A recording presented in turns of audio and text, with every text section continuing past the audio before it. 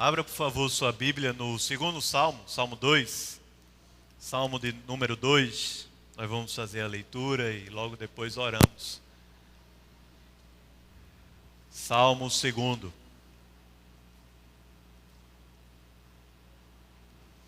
Semana passada a gente viu aqui o Salmo 1, domingo à noite, no domingo passado. E Salmo 2 é um salmo de continuidade. E aí durante a semana eu refleti, meditei sobre ele. O perigo é domingo que vem eu pregar o Salmo 3 e não parar mais. Porque aí vai demorar muito. Mas esses dois salmos, na verdade, muitos dizem que eles são um salmo apenas, né? Salmo 1 e o Salmo 2. E quando eu preguei no Salmo 1, eu não estava planejando pregar no Salmo 2. Mas depois de domingo passado, meu coração foi impulsionado nesse sentido. Acredito que pelo Espírito de Deus, pela palavra durante a semana.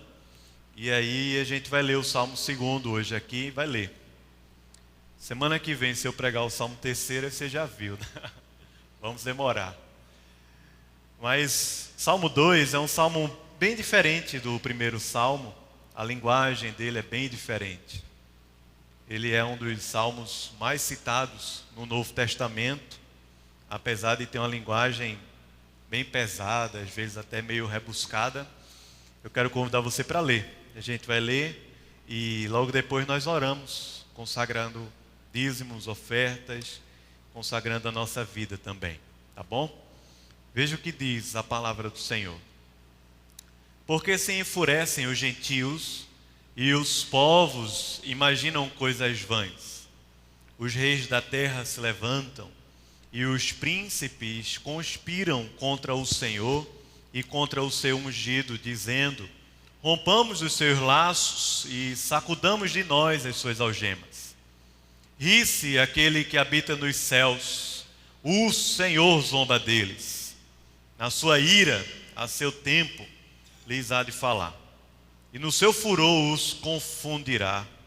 Eu, porém, constituí o meu rei sobre o meu santo monte Sião. Você pode ler o versículo 7 aí comigo, bem forte? Proclamarei o decreto do Senhor. Ele me diz: tu és o meu filho, eu hoje te gerei. Pede-me, e eu te darei as nações por herança, e as extremidades da terra por tua possessão. Com vara de ferro as regerás, e as despedaçarás como um vaso de oleiro. Agora, pois, ó reis, sede prudentes, deixai-vos advertir, juízes da terra, servir ao Senhor com temor e alegrai-vos nele com tremor. Versículo 12, vamos ler juntos. Beijai o filho, para que se não irrite, e não pereçais no caminho, porque dentro em pouco se lhe inflamará a ira. Bem-aventurados todos que nele se refugiam. Amém? Vamos orar? Você pode fechar os seus olhos e a gente orar.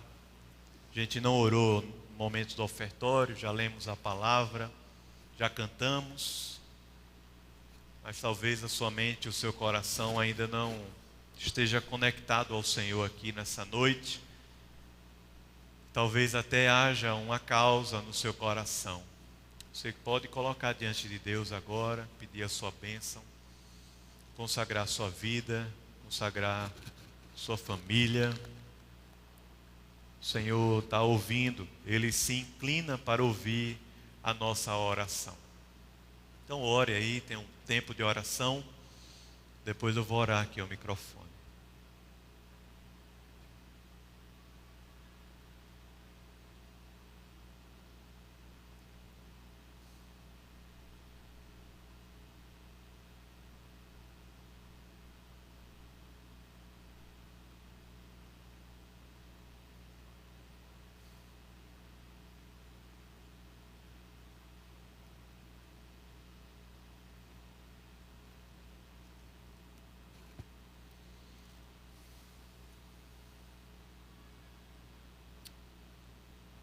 Ó Deus, estamos aqui na Tua presença, Pai querido, Deus Todo-Poderoso. Senhor que habita os céus e habita também com o contrito, o quebrantado de coração. Queremos aqui entregar a Ti a nossa vida, não somente dízimos e ofertas, Pai, mas toda a nossa vida queremos entregar a Ti, Senhor. Nos abençoa. Se alguém entrou aqui de alguma forma, ó Deus, perdido, que o Senhor venha ao seu encontro, derrame da Tua graça, Pai. Ó Deus, se alguém entrou aqui amargurado ou com o coração, com alguma causa, Pai, eu Te peço também, derrama um bálsamo e uma bênção especial sobre a nossa vida. Nós somos o Teu povo, Senhor, e nos reunimos aqui no dia que é dia do Senhor, para a gente Te adorar e receber do alto as Tuas bênçãos, da Tua presença, ó Deus, que é uma delícia, e da Tua palavra, Senhor, que é fonte de vida para o nosso coração. Por isso eu quero Te pedir também, Pai, que o Senhor tome em Tuas mãos esse momento, não somente para que ele seja solene e sério, mas, Senhor, que seja a Tua voz, a Tua presença. Não deixe que eu seja aqui pedra de tropeço para o Senhor, para os meus irmãos, para o Senhor falar conosco aqui. Nos abençoa, nós queremos ouvir a Tua voz, nós precisamos de Ti, Senhor. Em nome de Jesus. Amém. Amém. Bom, irmãos, como eu falei no início, o Salmo 2, ele é provavelmente a continuação, né? Paulo, quando o cita lá em Atos, por exemplo, no grego, né, no original do livro de Atos, parece que Salmo está falando do Salmo 1, embora já foi traduzido para a gente como sendo o Salmo 2. Os pais da igreja também, aqueles pastores e bispos que viveram nos primeiros séculos ali da história cristã, como Atanásio, Orígenes também, eles se referem a esses dois salmos como sendo um único salmo. E se você nunca atentou para isso, tem algumas informações aqui, ou algumas ideias que são bem interessantes. Primeiro, o Salmo 1 começa dizendo o quê? Salmo 1, como é que ele começa dizendo o quê? Bem-aventurados, ou bem-aventurado o homem. E o Salmo 2, ele termina dizendo para a gente o quê? Bem-aventurados todos os que nele se refugiam. Primeiro, o Salmo começa dessa forma e ele conclui dessa forma no Salmo 2. No entanto, há uma diferença aqui que é muito especial e é sobre ela que a gente vai falar hoje à noite. A diferença é que o Salmo 2 chama a todos, enquanto que o Salmo 1 fala sobre o homem. Bem-aventurado o homem. Uma segunda coisa especial aqui nesse Salmo é que os dois falam sobre um tipo de meditação, que no Salmo 1 é traduzido para a gente como meditar, e no Salmo 2 é traduzido para a gente como conspirar. Essas duas palavras são duas palavras diferentes, mas elas têm o mesmo significado no hebraico, no texto bíblico aqui original. Salmo 1 diz para a gente assim: os justos, aqueles que não andam no conselho, na roda, né, e com os ímpios lá, eles meditam na lei do Senhor. Mas o Salmo 2 diz que os gentios e os reis da terra, eles conspiram contra o Senhor, e a ideia ou a palavra tem o mesmo significado, conspirar e meditar, lá no hebraico. Então, eles fazem aqui esses dois paralelos. Terceiro, o Salmo 1, ele começa falando sobre o homem, o indivíduo, bem-aventurado o homem, e termina chamando toda a comunidade, todo o povo para ser bem-aventurado e se refugiar em Deus.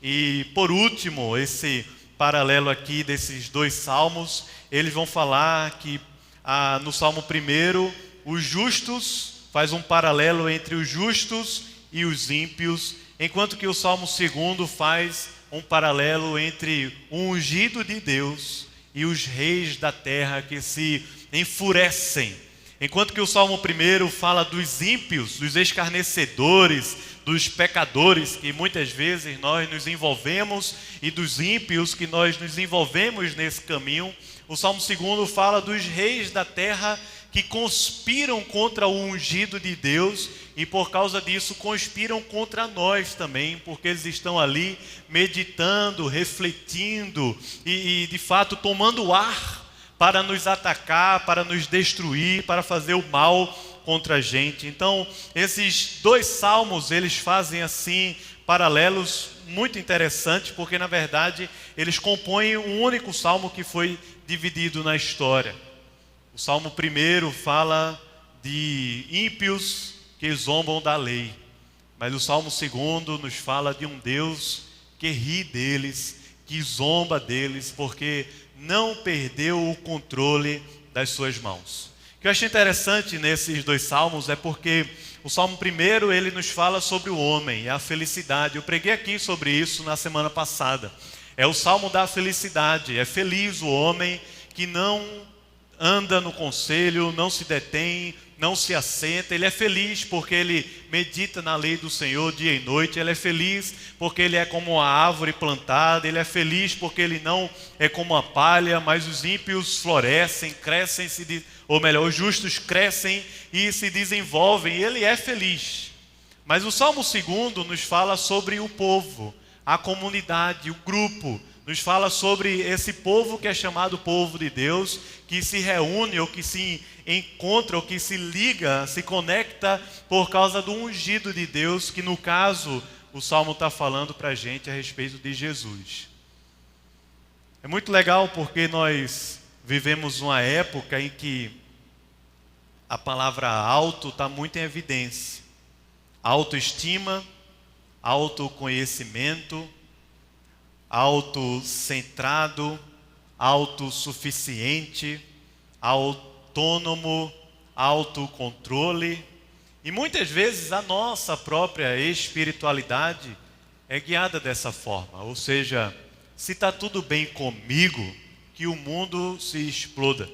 Se eu estou feliz, se está tudo bem com a minha vida, se eu estou feliz, como o Salmo 1 fala aqui, eu estou feliz, então que o mundo se exploda, que a igreja se exploda, que o povo de Deus viva cada um a sua vida, porque o que importa é que eu estou feliz, o que importa é que a minha vida está boa. É o egoísmo, é o egocentrismo, é a vida que é somente voltada para a gente. Quer ver um exemplo disso? Muito bobo, porque é só um exemplo, tá? Quando tira uma foto do grupo, já tirou foto em grupo? Acampamento, retiro, conferência, faculdade. Vamos tirar foto do grupo, certo? Aí postaram a foto no grupo do WhatsApp. Quando você abre a foto, qual é a primeira coisa que você faz? E eu faço também. Qual é? Primeira coisa que a gente faz é abrir a foto até chegar aonde? E na gente, em você e em mim, eu faço também para ver se eu pisquei o olho, se eu estou bonito na foto e tudo mais. Essa semana minha filha apresentou na festa cultural da escola lá, foi bem legal. Luísa, mais nova, mais velha, já passou da época, não está mais fazendo isso. E eu fui lá filmar. Na verdade, primeiro eu tive a visão de cima do evento lá, e quando hoje em dia é muito interessante, porque tudo, ninguém consegue mais enxergar nada, porque todo mundo vê pelo celular, não é? Um último casamento que eu fiz aqui, eu estava aqui embaixo, a noiva vinha ali, mas eu quase não conseguia ver a noiva, porque estava todo mundo com o celular assim no corredor e tudo mais, quase que ela não consegue passar. Eu tive a visão de cima eu via que o negócio estava rolando lá, e as crianças apresentando, e um bocado de celular embaixo lá filmando e tudo mais. Quando foi a minha vez, o que é que você acha que eu fiz? Eu desci lá para filmar minha filha. Estava lá um grupo de crianças, 30, 40, 50 crianças dançando num palco enorme. Mas a filmagem, quando você assiste aqui, ela foca no grupo, mas de vez em quando ela foca na minha filha, é claro que é nela. Assim é a vida da gente, irmãos. Nós fazemos isso com foto, nós fazemos isso com o nosso salário, nós fazemos isso com os nossos gostos, nós fazemos isso com o perfil da Netflix que você coloca só para você. Nós fazemos isso com um bocado de coisa na vida da gente, porque nós vivemos nessa época do selfie, nessa geração ensimesmada, egocêntrica, nesse individualismo exacerbado. Nós vivemos nessa época. E é muito comum, talvez depois do Salmo 1, a gente pensar, de fato, se eu estou feliz, é massa e glória a Deus por isso e tudo bem. Mas o Salmo 2, talvez ele coloca os nossos pés no chão. Tira um pouco a gente dessa realidade da felicidade, que pode muitas vezes trazer uma perspectiva equivocada para o nosso coração, de autoestima ou de buscar a felicidade pessoal a qualquer preço, e na verdade isso é uma grande prisão na vida da gente. E o Salmo 2 coloca os nossos pés no chão. Eu acho que o Salmo 1 é aquele salmo do acampamento. Quando eu ia para a temporada de acampamento em janeiro, julho, toda a minha adolescência e parte da juventude, eu voltava dali como se eu estivesse no céu. Estava vivendo no céu. 2 semanas, às vezes 3, muitas vezes um mês inteiro que eu emendava com viagem missionária. Voltava para casa como se estivesse vivendo no céu. Mas quando eu chegava em casa, botava o meu pezinho em casa, logo o Salmo 2 aparecia para mim. Dentro da minha casa, nas relações difíceis e na falta de estrutura, nas notícias que eu recebia, no meu próprio coração que já não agia daquela forma como no acampamento, que a gente dá a vez para o outro, lava o banheiro do outro, cuida da vida do outro. Mas quando eu chegava em casa, minha mãe se virava para lavar as louças, para lavar o banheiro, e eu não fazia nada, muitas vezes nem arrumava a minha cama. Sou eu, não é o seu caso não, é o meu. Mas o Salmo 2 ele fala, ou ele nos coloca na realidade da situação do mundo que a gente vive. E aqui de fato essa junção é que constrói para nós uma verdadeira espiritualidade. Espiritualidade bíblica, ela não é desconectada da realidade. Espiritualidade bíblica sadia do Evangelho, ela é totalmente conectada à realidade que nós vivemos. É uma conexão com Deus, é uma conexão no Evangelho. É de fato a vida com Deus e plenitude de alegria, delícias no nosso coração, pleno, satisfeito em Deus. Mas essa espiritualidade, ela conecta com a nossa vida como um todo, com as nossas relações pessoais, com o nosso ministério no corpo de Cristo e com a missão, com a nossa vida no mundo de ímpios que nós vivemos. A espiritualidade bíblica e saudável, ela é fruto dessa junção aqui dos 2 salmos, ou de um único salmo, como você queira chamar, em que, na verdade, ela é fruto de um coração pleno, que conhece Deus, medita em Deus, se alegra em Deus e vive essa vida poderosa aqui na terra, mas ao mesmo tempo pisa os pés no chão, conhece a realidade que vive e vive uma vida aqui para que os ímpios, para que as pessoas ao nosso redor conheçam também a respeito desse Deus e possam também ter o coração bem-aventurado em Deus. É por isso que ele diz bem-aventurado o homem e termina bem-aventurado todos. Porque não é somente eu que estou na evidência do Evangelho e da salvação de Deus. Teve um pregador que um dia desse estava falando isso, não foi? Rodou aí pelas redes, dizendo que o Evangelho significa que o homem está no centro. Você está no centro da terra, no centro do amor de Deus está você. Teve um negócio desse aí? Salmo 2 tira a gente dessa mazela, porque é uma verdadeira espiritualidade, ela alcança o nosso coração, ela cria uma comunidade de amor para que a gente possa viver, e ela nos coloca no mundo, para que o mundo conheça o Evangelho de Jesus através da vida da gente. Por isso que não tem nada a ver com essa ideia de desigrejado. É por isso que é impossível eu e você estarmos bem com Deus quando não estamos bem com o corpo de Cristo. E é impossível eu e você estarmos vivendo uma espiritualidade sadia quando estamos apenas vivendo entre nós em programações e rodas e círculos que não giram para que o mundo conheça o Evangelho, mas giram somente em torno de nós mesmos. Eu já falei várias vezes aqui que me revolta bastante as coisas do mundo gospel que nós vivemos.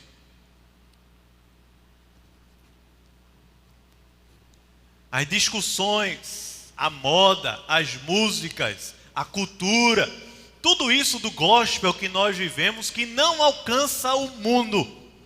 As discussões teológicas mais profundas e difíceis que os caras fazem na internet, mas que somente quem consome aquilo é um bocado de crente de um bocado de igreja do Brasil e não alcança o mundo. E muitas vezes nós nos viciamos nesse processo. E o fato é esse, não tem como vivermos uma espiritualidade sadia se essas três coisas não estão conectadas juntas. Nosso coração com Deus, uma vida no corpo de Cristo e o alcance dos perdidos que estão ao nosso redor. Uma boa parada para a gente avaliar antes de olhar o Salmo assim de uma maneira mais didática. Como é que está o seu coração, meu irmão, minha irmã? Como é que está a sua vida com Deus? Como é que está a sua vida no corpo de Cristo? Essa comunidade que é chamada comunidade do amor. Como é que está a sua vida no corpo? A sua vida de serviço, de comunhão. Tem problema com pessoas que estão ceando junto na presença de Jesus, mas com problemas no coração. Se frustrou e desanimou demais na antiga igreja e não consegue mais se envolver no corpo de Cristo. Não pensa que sua vida espiritual vai estar bem se a sua vida no corpo de Cristo não estiver bem.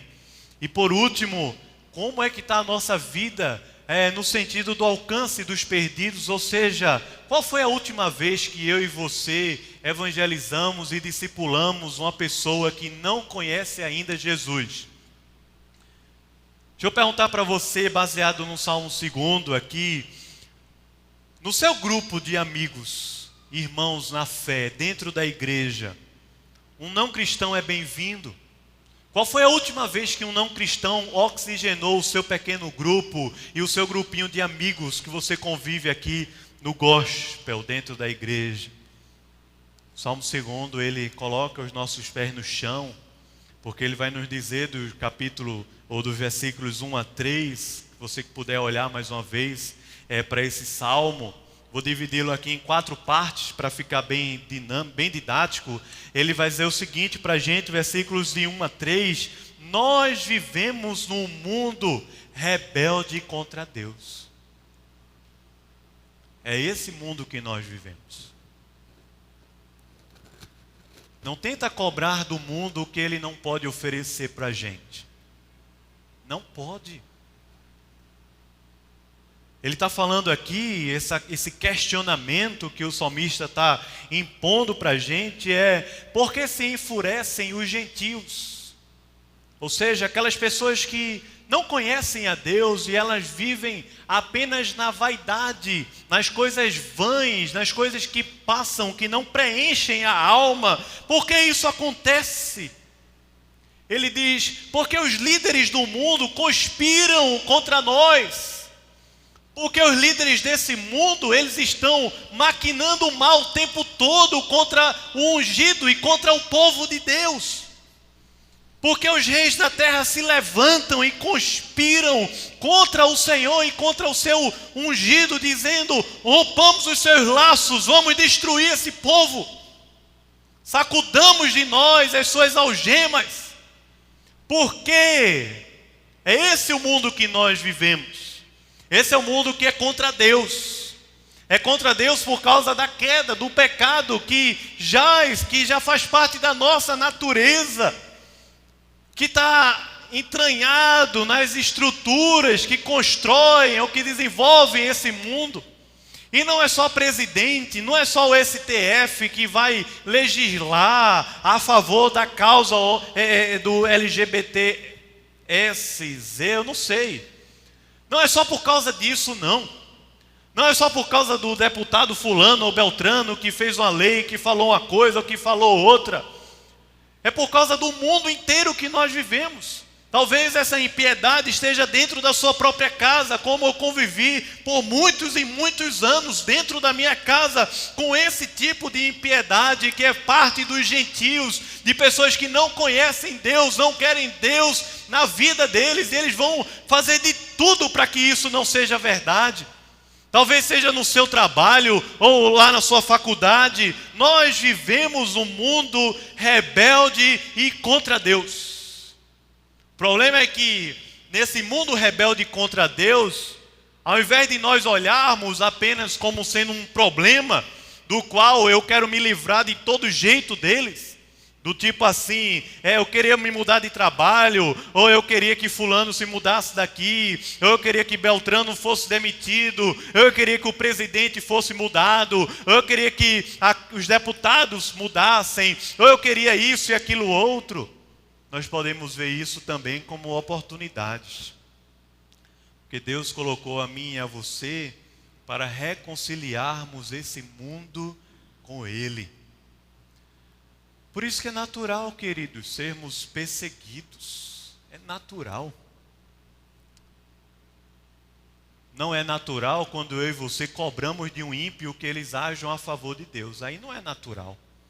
Não é natural quando eu e você temos expectativas que as coisas boas desse mundo vêm das mãos dos ímpios. Aí não é natural. Não é natural quando nós confiamos a nossa vida, o nosso lazer, o nosso sustento, a nossa alegria e felicidade na mão dos ímpios que formam esse mundo. Aí não é natural, não. Não é natural quando nós ouvimos seus conselhos, sentamos com eles, nos detemos nos caminhos deles. Aí não é natural, não. Mas é natural da própria estrutura dos ímpios agirem contra Deus e eles estão ao nosso redor. Na teologia bíblica isso acontece de tal forma.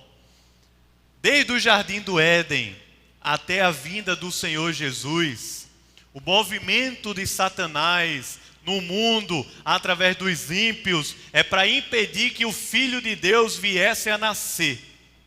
É assim que acontece a estrutura teológica da história da humanidade. As nações ao redor de Israel, perseguindo Israel, querendo destruir o ungido para que ele não viesse a nascer e salvasse o mundo. Mas após Jesus, e a partir de Jesus, a primeira vinda de Jesus, até a segunda vinda de Jesus, toda essa força e maquinação do mal é contra nós, o povo de Deus. Mateus capítulo 24, no versículo 24, diz, para que se eles conseguir enganar até mesmo os eleitos de Deus na terra. Você pode ver isso lá em Apocalipse, no capítulo 12, naquela história lá do dragão e da mulher grávida. É contra nós que somos o povo de Deus. Paulo em Efésios, no capítulo 6, versículos 10 ao 12, mais ou menos, ele vai dizer assim: revesti-vos de toda a armadura de Deus para poderes ficar firmes contra as ciladas do diabo. Porque a nossa luta, ele diz, não é contra carne e sangue, mas sim contra os principados e potestades, e ele diz lá, contra os dominadores deste mundo tenebroso. E a palavrinha que Paulo usa lá no original para dominadores deste mundo tenebroso, cosmocratoras, quer dizer, sabe o quê?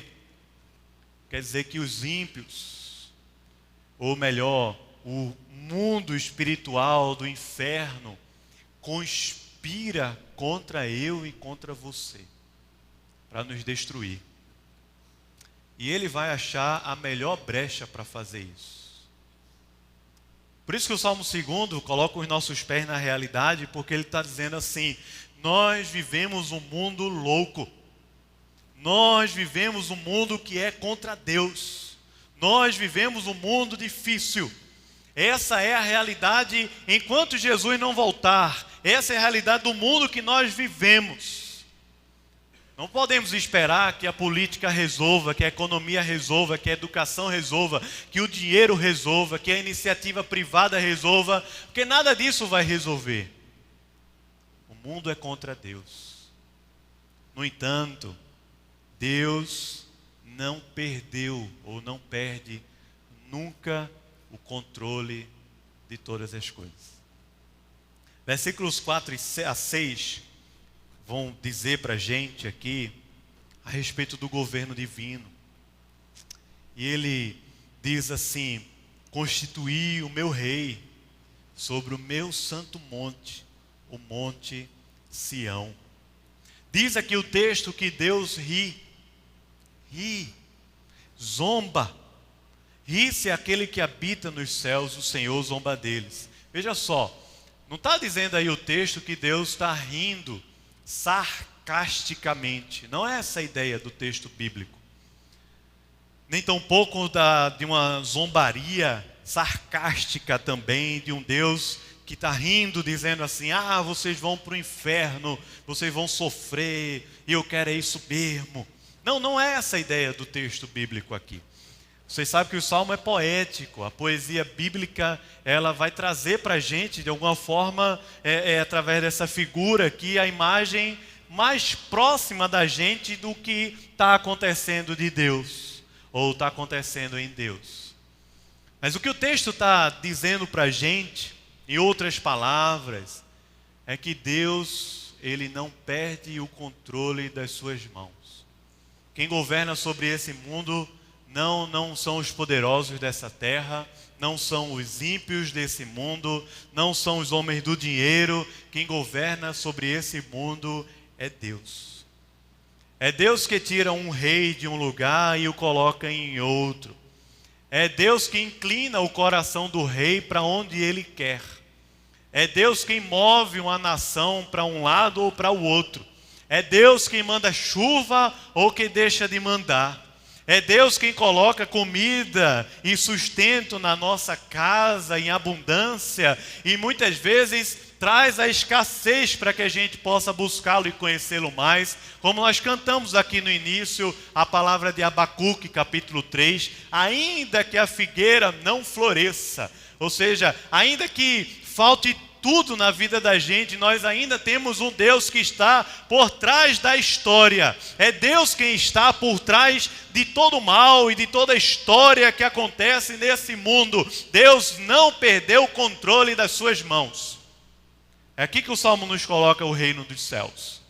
O reino dos céus não é uma construção humana nossa, não é uma construção da igreja, mas o reino dos céus é justamente um Deus que reina sobre a terra, e que nesse reinado não existe 1 centímetro sequer que Deus, Pai, Filho e Espírito não possam olhar dos céus e dizer: é meu, sou eu quem governo. Ele governa sobre os céus, sobre a terra, sobre o inferno, sobre o nosso coração.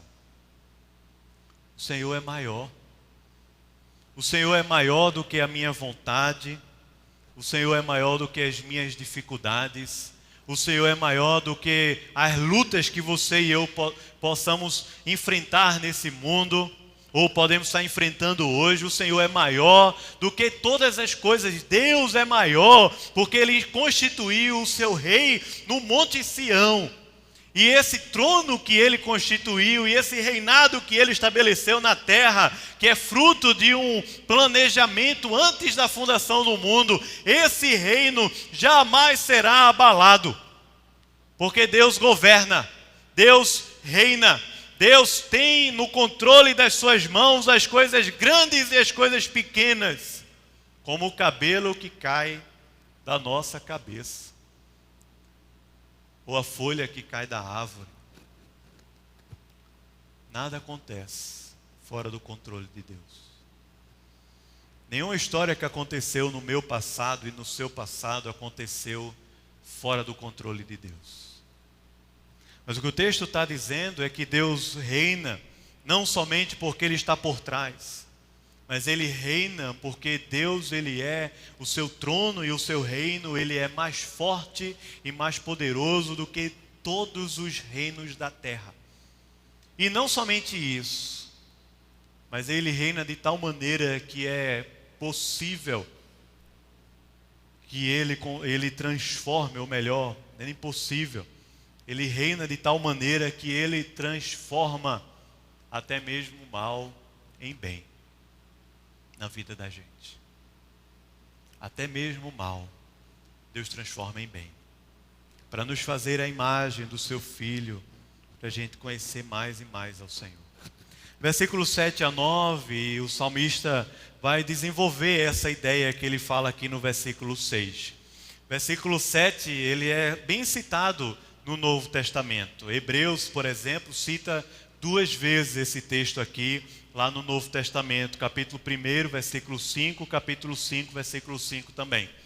Hebreus cita 2 vezes, o apóstolo Paulo pregando lá nas igrejas em Atos, cita também algumas vezes esse texto aqui. Ele está dizendo o seguinte: proclamarei o decreto do Senhor, ele me disse, tu és o meu filho, eu hoje te gerei. Pede-me, e eu te darei as nações por herança, e as extremidades da terra por tua possessão. Com vara de ferro as regerás, e as despedaçarás como um vaso de oleiro. Amém. Será que ele está falando de Salomão, o filho de Davi? O reinado de Davi foi um reinado de muita prosperidade, reinado de conquistas. Simboliza no Antigo Testamento a maior expressão do reino de Deus assim na terra, no Antigo Testamento. O reinado de Davi, depois o reinado de Salomão em toda a sua glória e sabedoria, na construção daquele templo, na glória do Senhor, na posição que Israel começa a ter diante das outras nações em Davi e Salomão. Só que aquela história toda, ela começa a se arruinar, porque a história do reino de Deus não está construída sobre o poder e a ética dos homens, mas a história do reino de Deus está estabelecida sob o poder e a glória do Filho de Deus. Essa ideia do Salmo aqui, que ele diz, tu és o meu filho, hoje te gerei, é justamente a palavra que Jesus vai ouvir quando ele estava lá no batismo, e uma voz do céu vai dizer assim, tu és o meu filho. Quando Jesus estava no Monte da Transfiguração, e ouve lá uma voz dos céus dizendo, tu és o meu filho, eu tenho prazer em ti. Quando Jesus estava ressuscitando dentre os mortos, vencendo o pecado e a morte, o apóstolo Paulo vai dizer, quando Jesus estava fazendo isso, ele estava ouvindo essa voz, o cumprimento dessa promessa, tu és o meu filho, eu hoje te gerei. Falando sobre Jesus, que é massa assim nesse salmo, é porque ao mesmo tempo que ele coloca os nossos pés na terra, ele nos coloca em uma outra dimensão. A outra dimensão é a dimensão do Evangelho, é a dimensão do Filho de Deus, é a dimensão do reinado de Cristo, a dimensão da obra redentiva de Deus em Cristo Jesus, que faz parte da nossa história e que ele está falando aqui. É por isso que o Pai disse ao Filho, pede-me e eu te darei as nações por herança. Esse é um versículo que eu sempre tive muita dificuldade para interpretar. Muita. E as músicas pentecostais às vezes atrapalham a gente, porque muitas músicas pegaram esse versículo e transformaram no seguinte: o que você pedir a Deus, você pode pedir a Deus as nações por herança e Deus vai te dar, porque você é cabeça, você não é cauda, você é autossuficiente e tudo mais, você pode decretar para Deus e não tem nada disso. Agora imagine o poder do Evangelho que o salmista está retratando aqui, anos e anos antes de Cristo. Poder do Evangelho de um pai que está dizendo ao Filho, eternamente gerado pelo Pai, o Filho de Deus, Jesus Cristo, dizendo, pede-me e eu vou te dar as nações por herança. Agora você escuta Jesus dizendo assim, tudo o que vocês me pedirem, em nome do Pai, eu vos darei. Você ouve Jesus dizendo isso várias vezes nos evangelhos, dizendo, batei e abre-se-vos-á, buscai e achareis. Tudo que vocês me pedirem em oração, em nome do meu Pai, eu vou te dar. Presta atenção, porque essa é uma colocação, essa é uma palavra que Jesus dá dentro da eternidade de Deus, o plano soberano de Deus, o poder imenso e da grandeza de Deus. Quando o Pai falou ao Filho eternamente gerado, dizendo: pede-me e eu te darei as nações e as extremidades da terra por tua possessão. Ao mesmo tempo em que o Pai está dizendo ao Filho que esse plano redentivo de Jesus, ele não é apenas para um povo específico, para uma etnia específica, mas para todas as nações da terra. Todos os povos, as extremidades, o macro que a gente pode conhecer, mas também o micro, as pequenas coisas, nada está fora do plano redentivo de Jesus. Não tem nada que Jesus não possa olhar e dizer: é meu, pede-me e eu te darei as nações por herança. Porque o reinado de Jesus não é com uma varinha qualquer, mas é com um cetro que ninguém vai conseguir destruir. E é assim que Apocalipse finaliza o texto bíblico, dizendo que Jesus reina com o seu cetro, e esse cetro ele despedaça toda a terra. E assim ele termina, a meu ver, chamando a mim e a você para um compromisso diferente com esse reino. Termina nos colocando nessa história, que é a história de Deus conosco, é a história de Deus na terra. Ele diz: ó reis, agora pois, os povos, os reis da terra, tem um apelo para vocês. O apelo é: sejam prudentes, deixai-vos advertir. Vocês que governam, vocês que vivem nessa terra, ouçam. Isso que Jesus falou tanto, ouçam.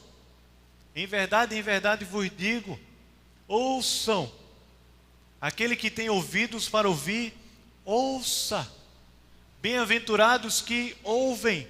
Ele diz: ouçam, juízes da terra, ouçam. Reis da terra, ouçam o que eu passo a dizer para vocês. Sejam prudentes. Deixai-vos advertir. Não deixe o teu coração se tornar duro e amargurado para não receber a correção do Senhor, porque o texto lá de Hebreus diz que aquele que está fora da repreensão e fora da correção do Senhor não é filho, mas é bastardo. Ele diz: povos da terra, todos, reis, juízes, ouçam, deixai-vos advertir e sejam prudentes, sejam sábios com a vida de vocês. Você pode pensar: eu não sou rei, eu não sou juiz. Mas você é povo de Deus, chamado pelo sacerdote, Jesus, sumo sacerdote. Eu e você somos reis dessa terra. É assim que Apocalipse fala no capítulo 1, versículo 6. É assim que Moisés fala lá atrás, em Êxodo capítulo 19. Nós somos o sacerdócio real de Deus aqui na terra. Nós somos o reinado de Deus aqui na terra. Nós somos os mordomos de Deus, os juízes de Deus, o povo de Deus aqui da terra. Esse salmo está falando para mim e para você: sejam prudentes. Há uma metanarrativa, há uma história maior acontecendo no mundo. Há um reino muito maior do que o meu próprio reino. Há uma vida muito maior do que o meu coração egoísta que vive autocentrado, voltado para mim mesmo. Há uma vida muito maior, há um mundo a se alcançar, há uma vida de Deus a se viver, há um reino a desfrutar. Ouçam, sejam prudentes, vivam esse reino. Juízes da terra, coloquem o coração nesse processo, se deixando admoestar e corrigir. Depois ele diz ainda aqui, dois versículos ou um versículo com dois verbos, duas frases. Ele diz: servi ao Senhor com temor. Não é assim que ele fala? Leia, por favor, aí o versículo 11. 11. Salmo 2, versículo 11. Leia, por favor. O que é que ele diz aí?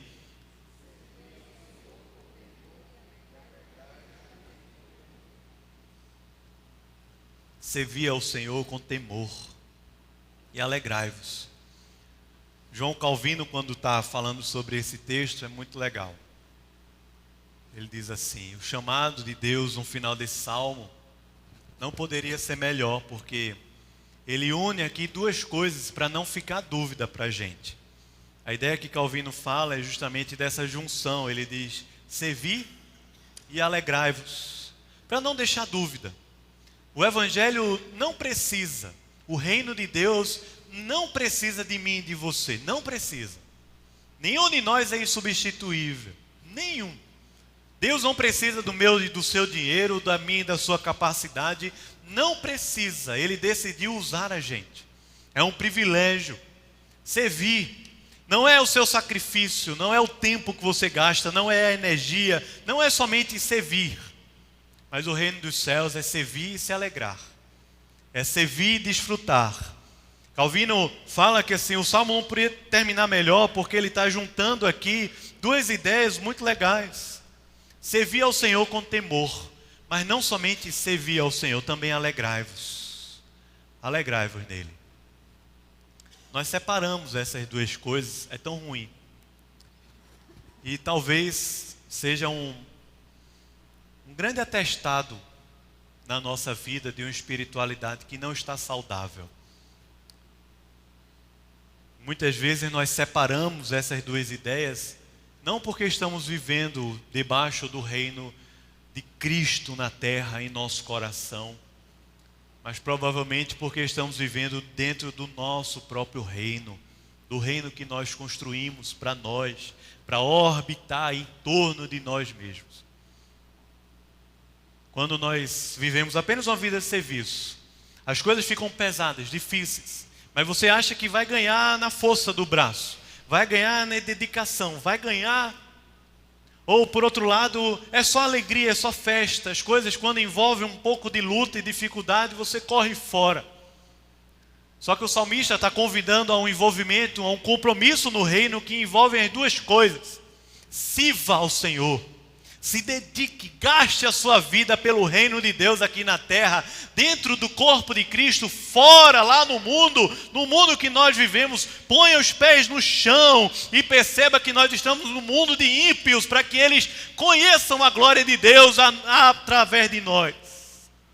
E talvez venham até a adorá-lo e se converter ao Senhor. Sirva, se gaste, porque vale a pena. Vale a pena porque é pelo reino, vale a pena porque é pelo Filho, vale a pena porque é por uma história do Filho de Deus que foi eternamente gerado, e uma história que começou lá na eternidade e nos alcança hoje. No mundo contemporâneo, no século 21, conecta a nossa vida hoje. Por isso, sirva. Gaste a sua vida, mas não somente isso, porque o Evangelho não está preocupado apenas com o seu suor e com a sua dedicação, mas o Evangelho entra no nosso coração, o reino entra na nossa vida para que a gente tenha uma vida de alegria aqui na terra, de delícia, de satisfação. E o Salmo 1 já falou isso de uma maneira muito bela. Alegrai-vos. C.S. Lewis dizia que essa era a maior marca do cristão, é a alegria.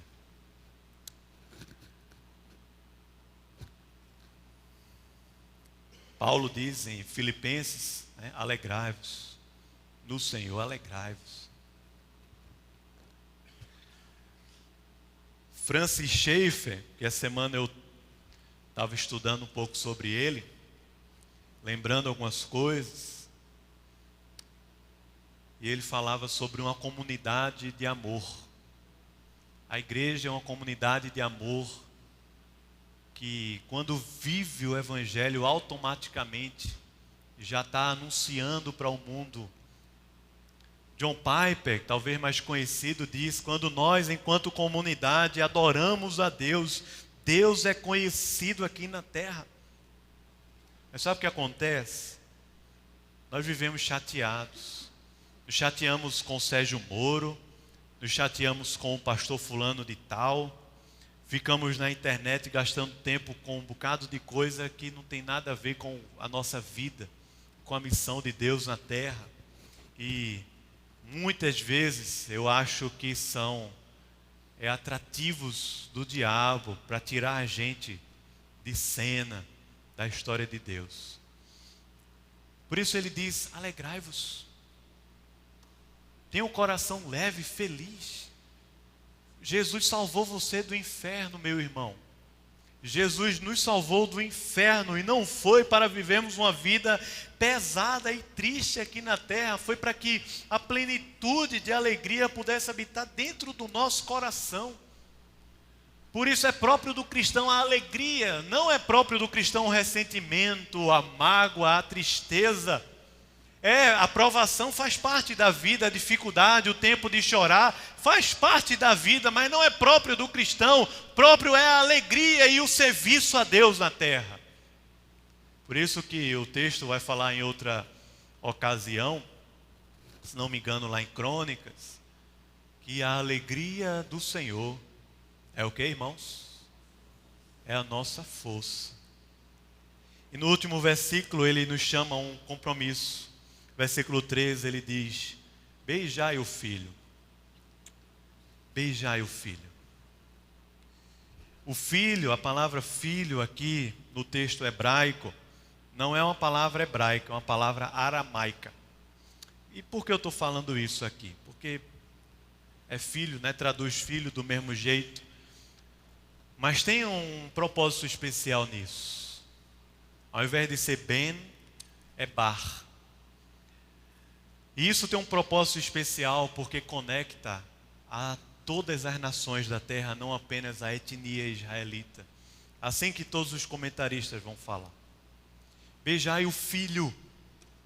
O filho é traduzido para a gente aqui como letra maiúscula.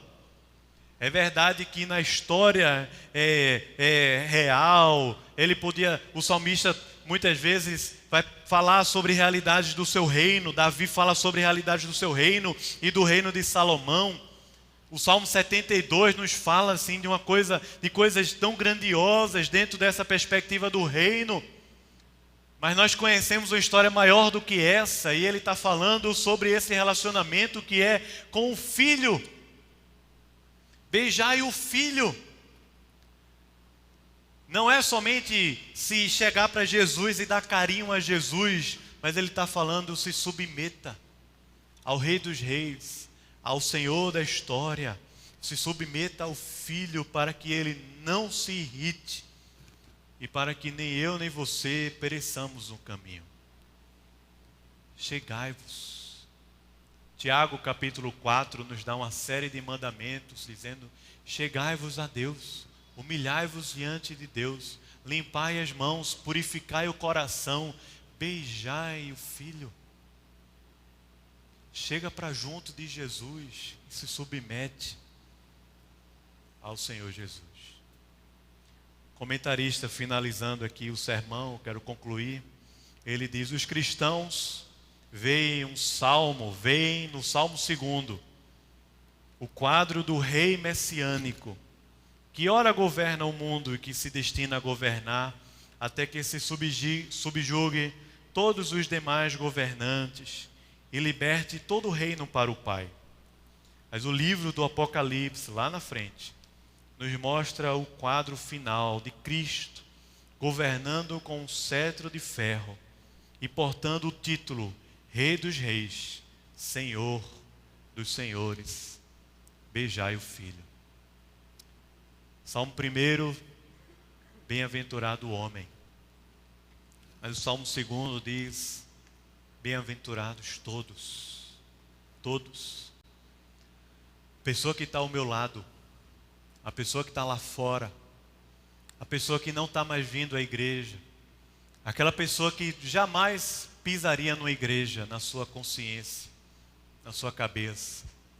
bem-aventurados todos, porque o anúncio do reino, o reino tem um anúncio, e esse anúncio é a todos os povos na terra, através de nós.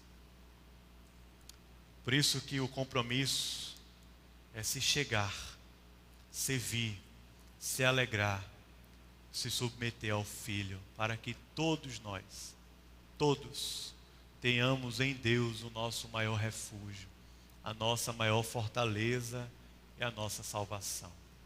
Amém. Amém, irmãos? Vamos orar? Você pode baixar sua cabeça, fechar os olhos. Tem um tempo de oração.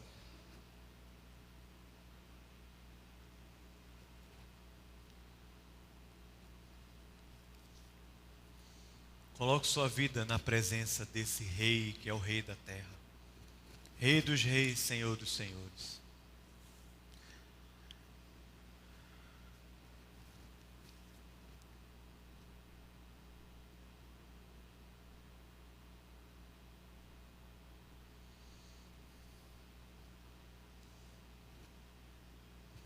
Talvez para conectar aí o seu próprio coração, que se perdeu. Mas talvez também para se colocar à disposição do Senhor. Deus, faz a tua vontade na minha vida. Usa-me como o Senhor quiser, para que pessoas possam conhecer o teu amor e a tua graça através da minha vida. Dá-me, Senhor, as nações, para que a gente possa conquistá-las um poder do teu evangelho, poder do teu Espírito, saquear almas do inferno, para que elas possam fazer parte do reino da luz, o reino de Deus, o reino de amor e de alegria que habita em nosso coração. Se coloque à disposição do Senhor. Eu não estou falando sobre o evangelismo de sexta-feira lá na Jaqueira, mas sobre a nossa vida diária, cotidiana, sobre o meu e o seu coração hoje aqui. Se submeta ao Rei, Ele é quem governa, Ele não perdeu o controle das suas mãos.